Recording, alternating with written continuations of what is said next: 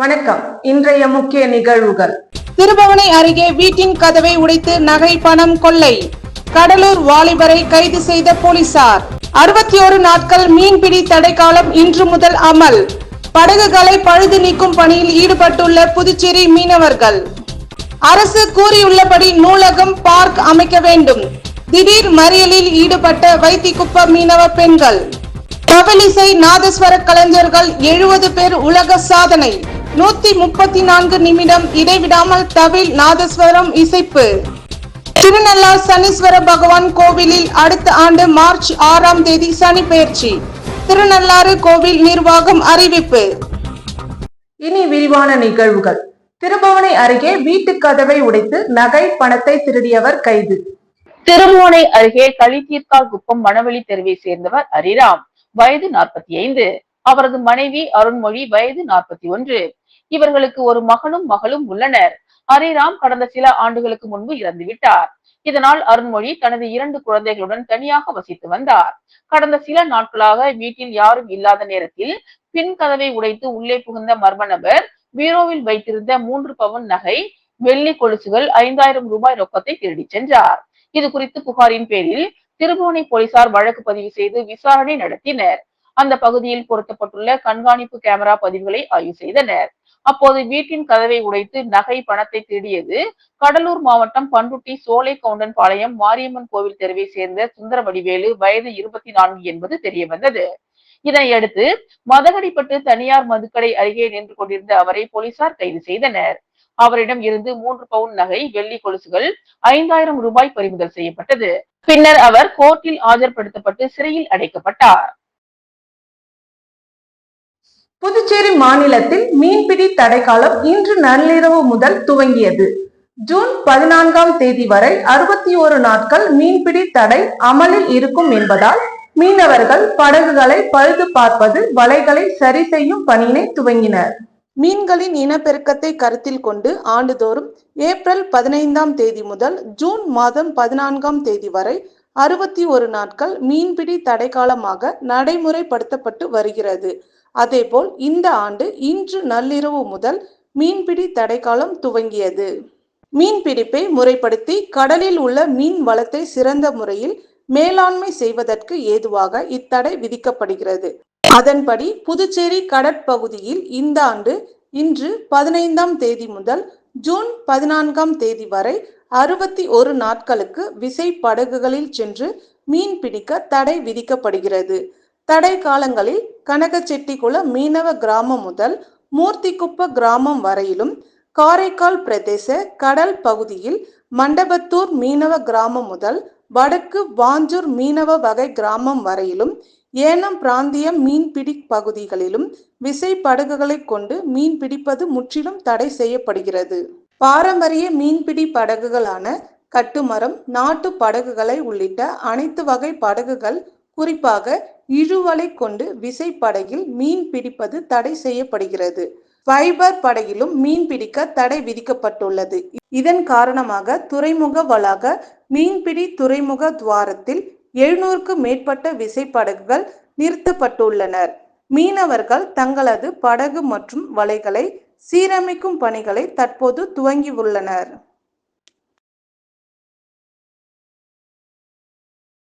புதுச்சேரி செஞ்சி சாலையில் வைத்திக்குப்பம் மீனவ பெண்கள் சாலை மறியலில் ஈடுபட திரண்டதால் பரபரப்பு ஏற்பட்டது. புதுச்சேரி வைத்திக்குப்பத்தில் சுனாமியால் பாதிக்கப்பட்ட மீனவர்களுக்கு தெற்கு பகுதியில் 80 வீடுகள் கட்டி கொடுக்கப்பட்டுள்ளது. இந்த இடத்தில் நூலகம், குழந்தைகளுக்கு பார்க், மீன் வலை உலர்த்தும் கூடம் அமைக்கப்படும் என உறுதியளிக்கப்பட்டது. ஆனால் அப்படி ஏதும் ஏற்படுத்தப்படவில்லை. இந்த இடத்தில் ஹோம் ஸ்டே என்ற பெயரில் தனியாரால் ஆக்கிரமிக்கப்பட்டுள்ளது. இது வைத்திக்குப்பம் மீனவ கிராமத்தில் கொந்தளிப்பினை ஏற்படுத்தியுள்ளது. இந்த இடத்தினை மீட்டு அரசு உறுதியளித்தபடி நூலகம், பார்க், மீன் வலை உலர்த்துதல் கூடம் அமைக்க வேண்டும் என வலியுறுத்தி வைத்திக்குப்பம் மீனவ பெண்கள் செஞ்சி சாலை ஜிப்மர் கிளை மருத்துவமனை எதிரே சாலை மறியலில் ஈடுபட திரண்டனர். இதனால் அப்பகுதியில் பரபரப்பு ஏற்பட்டது. தகவல் அறிந்து வந்த Muthialpet inspector Dhanasekar, sub inspector Sivaprakasam மீனவ பெண்களிடம் பேச்சுவார்த்தை நடத்தினார். அரசின் கவனத்திற்கு கொண்டு சென்று நூலகம், மீன்வலை உலர்த்துதல் கூடம் உள்ளிட்ட அடிப்படை வசதிகள் ஏற்படுத்தி தரப்படும் என உறுதியளித்தார். அதனை ஏற்ற மீனவ பெண்கள் சாலை மறியலை கைவிட்டு கலைந்து சென்றனர். புதுச்சேரியில் 70 தவளிசை மற்றும் நாதஸ்வர இசை கலைஞர்கள் 134 நிமிடங்கள் இடைவிடாமல் தவில் மற்றும் நாதஸ்வரம் இசை வாசித்து உலக சாதனை. அரசியல் அமைப்பு தந்தை டாக்டர் அம்பேத்கர் அவர்களின் 134வது பிறந்த நாளை முன்னிட்டு புதுச்சேரி அரசு கலைமாமணி விருதாளர்கள் சங்கம் சார்பில் 70 தவிலிசை மற்றும் நாதஸ்வர இசை கலைஞர்கள் பங்கேற்கும் உலக சாதனை நிகழ்வு பாகூர் கிராமத்தில் நடைபெற்றது. அம்பேத்கர் பிறந்த நாளை முன்னிட்டு இந்த நாட்டில் சமத்துவம், சமதர்மம், ஒற்றுமை உணர்வை வெளிப்படுத்தி சுற்றுச்சூழலை பாதுகாக்க வேண்டும், மது போதை பழக்கத்திலிருந்து இளைஞர்களை மீட்டெடுக்க வேண்டும் என்பன போன்ற கருத்துக்களை மையமாக வைத்து நடைபெற்ற உலக சாதனை நிகழ்வில் தமிழகம் உள்ளிட்ட பல்வேறு பகுதிகளில் இருந்து பங்கேற்ற 70 தவில் மற்றும் நாதஸ்வர இசை கலைஞர்கள் 134 நிமிடம் இடைவிடாமல் வாசித்து உலக சாதனை நிகழ்வை நிகழ்த்தினர். இந்த உலக சாதனை அமைப்பின் தலைவர் ஒருங்கிணைப்பாளர் டாக்டர் பூபேஷ் குப்தா தலைமையில் 70 இசை கலைஞர்கள் தங்களது திறமைகளை வெளிக்காட்டினர். இதனை பாகூர் மட்டுமின்றி புதுச்சேரியை சேர்ந்த ஏராளமான பொதுமக்கள், இசை ஆர்வலர்கள் கண்டுகளித்தனர்.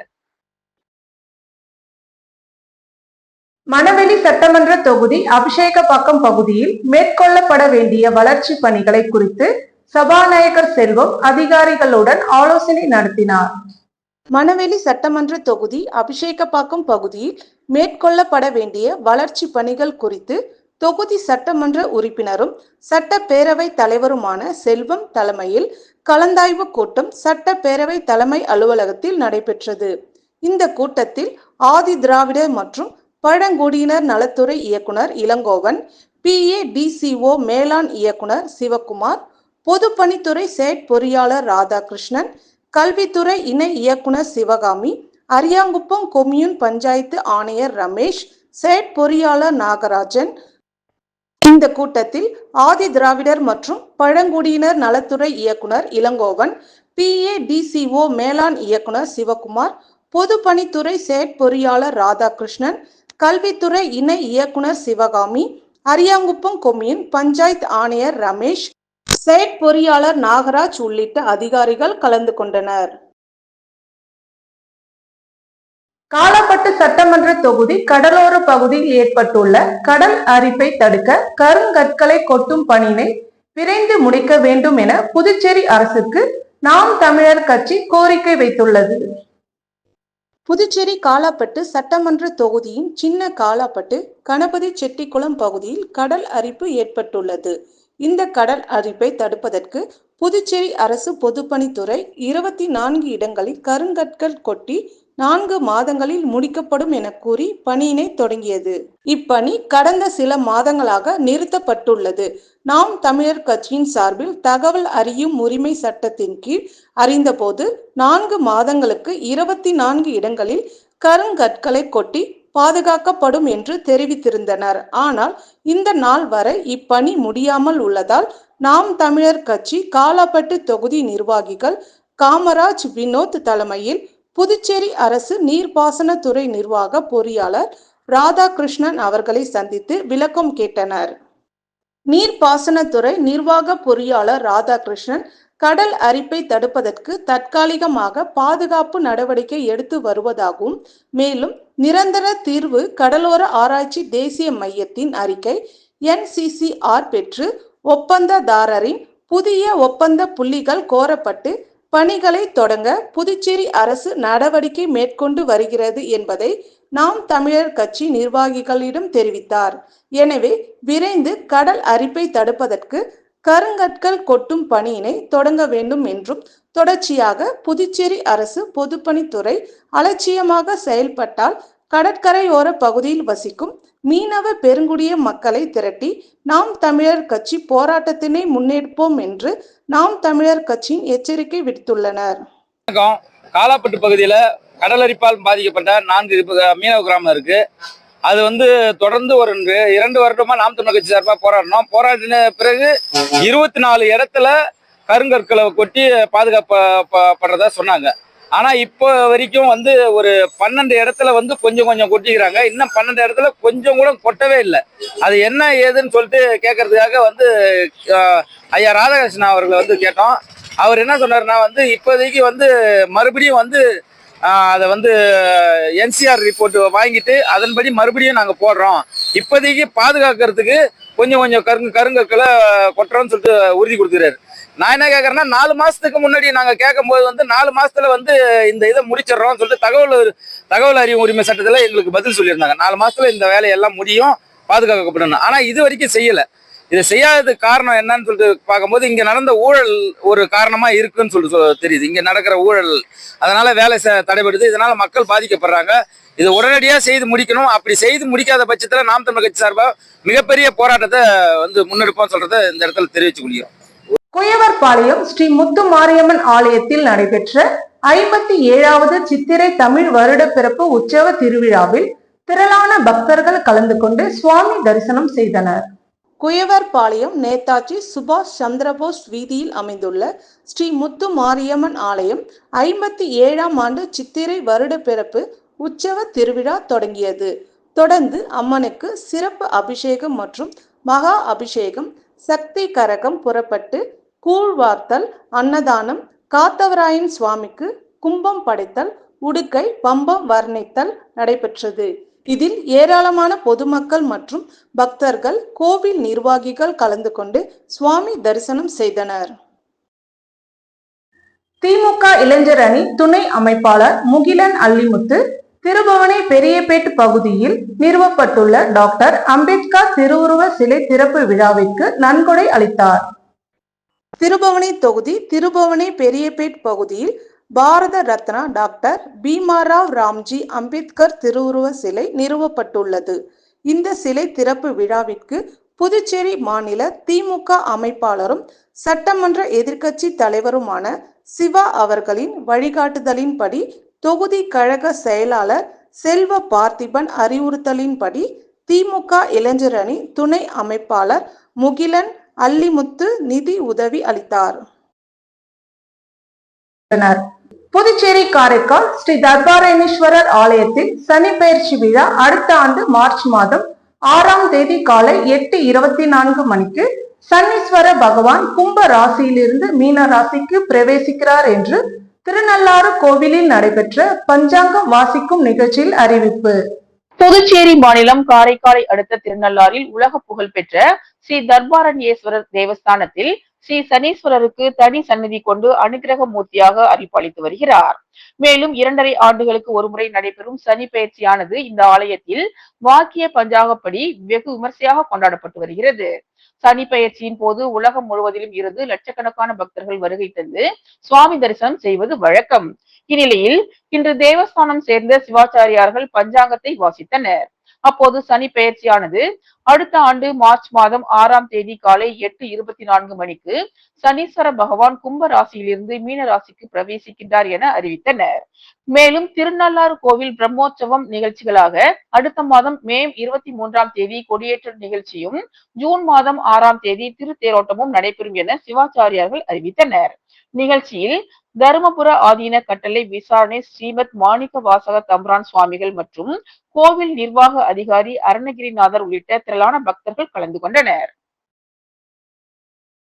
புதுச்சேரி அதிமுக பொருளாளர் ரவி பாண்டுரங்கன் அவர்கள் தனது பிறந்த நாளை முன்னிட்டு சொந்த செலவில் வீராம்பட்டணத்தை சேர்ந்த 350க்கும் மேற்பட்ட மீனவ பெண்களுக்கு மீன் விற்கும் அன்ன கூடைகளை வழங்கினார்.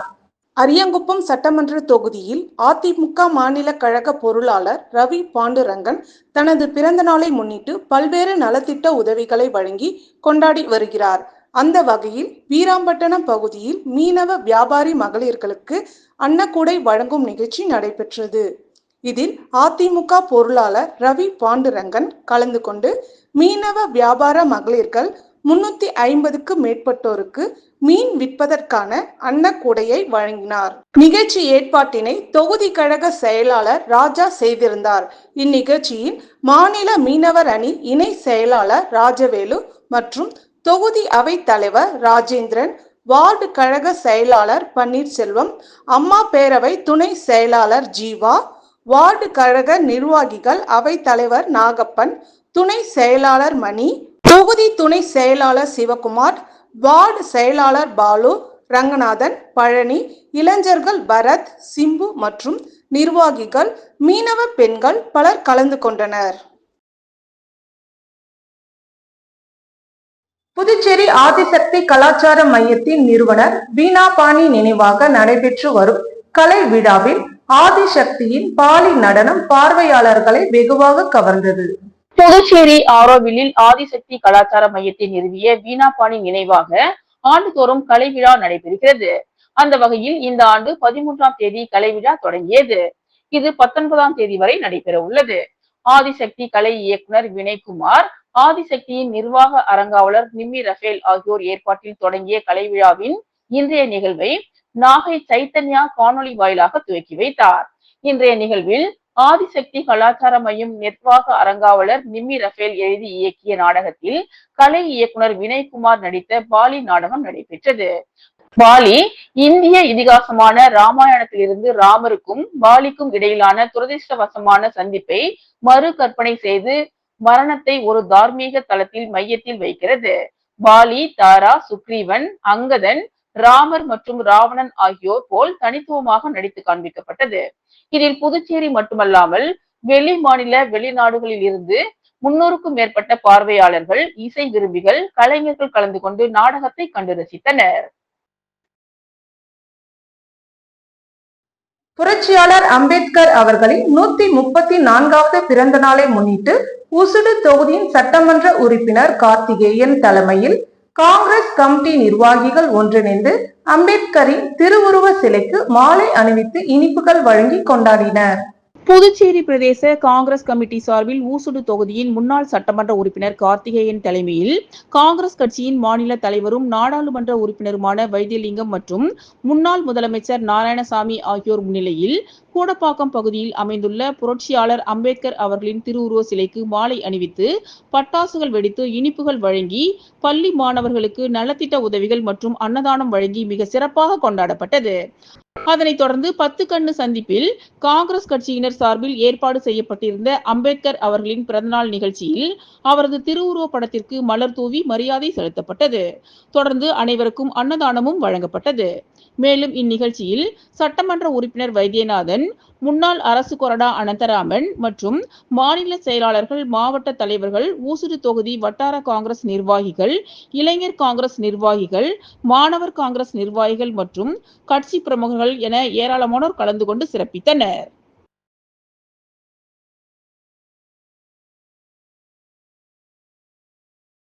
அரியாங்குப்பம் வட்டார வளர்ச்சி அலுவலகம் சார்பில் உலக வாய் சுகாதார தினத்தை முன்னிட்டு நடைபெற்ற இலவச பல் மற்றும் வாய் புற்றுநோய் பரிசோதனை முகாமில் ஏராளமானோர் பயன்பெற்றனர். அரியாங்குப்பம் வட்டார வளர்ச்சி அலுவலகம் சார்பாக உலக வாய் சுகாதார தினத்தை முன்னிட்டு இலவச பல் பரிசோதனை முகாம் மற்றும் வாய் புற்றுநோய் பரிசோதனை முகாம் கரிக்கலாம்பாக்கம் சமுதாய மேலாண்மை பயிற்சி மையத்தில் நடந்தது. இந்நிகழ்ச்சியில் அரியாங்குப்பம் வட்டார வளர்ச்சி அதிகாரி கார்த்திகேயன் தலைமை தாங்கி முகாமை தொடங்கி வைத்தார். இணை வட்டார வளர்ச்சி அதிகாரி கார்த்திகேயன், விரிவாக்க அதிகாரி சவரிராஜன் ஆகியோர் இந்நிகழ்ச்சிக்கான ஏற்பாட்டினை செய்திருந்தனர். தொடர்ந்து புதுச்சேரி அரசு சுகாதாரத்துறை தேசிய வாய் சுகாதார திட்ட மாநில ஒருங்கிணைப்பு அதிகாரி கவிப்பிரியா கருத்துரை வழங்கி முகாமினை நடத்தினார்.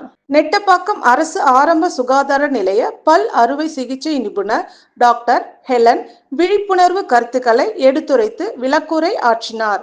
மேலும் சர்ஜன் மொபைல் டென்டல் யூனிட் பல் அறுவை சிகிச்சை நிபுணர் சுகந்தி முகாமில் கலந்து கொண்டவர்களுக்கு பரிசோதனைகளை மேற்கொண்டார்.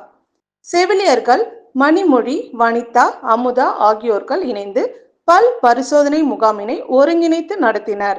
வட்டார வளர்ச்சி அலுவலகத்தை சார்ந்த அலுவலக பணியாளர்கள் மற்றும் திட்ட பணியாளர்கள், மகளிர் கூட்டமைப்பினை சேர்ந்த 80 உறுப்பினர்கள் கலந்து கொண்டு பயனடைந்தனர். தொடர்ந்து முகாமில் வாய் சுகாதாரம் குறித்து உறுதிமொழி எடுத்துக் கொள்ளப்பட்டது. மேலும் விழிப்புணர்வு துண்டு பிரசுரங்கள் வழங்கப்பட்டது.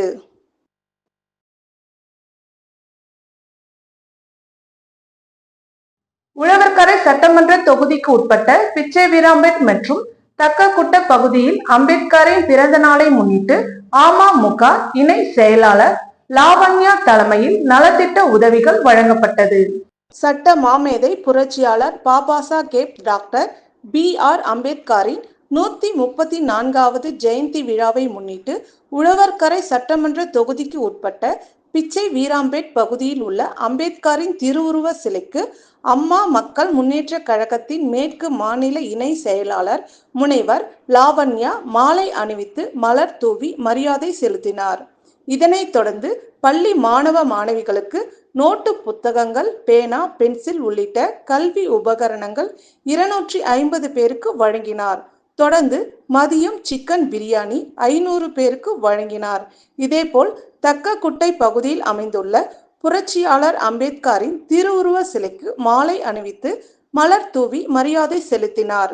தொடர்ந்து அப்பகுதியில் உள்ள பள்ளி மாணவ மாணவிகள் 200 பேருக்கு நோட்டு புத்தகம், பேனா, பென்சில் உள்ளிட்ட கல்வி உபகரணங்கள் வழங்கினார். தொடர்ந்து மதியம் பொதுமக்கள் 250 நபருக்கு சிக்கன் பிரியாணி வழங்கினார். இந்நிகழ்ச்சியில் மேற்கு மாநில செயலாளர் SD சேகர், கிழக்கு மாநில செயலாளர் முருகன், உழவர்கரை தொகுதி செயலாளர் கலியமூர்த்தி, மாநில அம்மா பேரவை செயலாளர் பிரகாஷ், மேற்கு மாநில வர்த்தக பிரிவு செயலாளர் தனவேல், மேலவை பிரதிநிதி லூர்துசாமி, பிச்சை வீரான்பேட் முருகன், ஐயப்பன், செல்வமணி, வேலு, அழகப்பன், வெங்கடேஷ், ஆதிமூலம், குமார், அன்பழகன், மீனாட்சி, அழகப்பன், முத்துப்பிள்ளைப்பாளையம் ராஜி, பிரசாந்த், அருண்பாண்டி, சிவபாலா, செல்வம், ஐயப்பன், யுவராஜ், ஜெயபால், கண்ணன், சரளா, உமா, சந்திரா, அமலா, தெய்வானை மற்றும் ஏராளமானோர் கலந்து கொண்டனர்.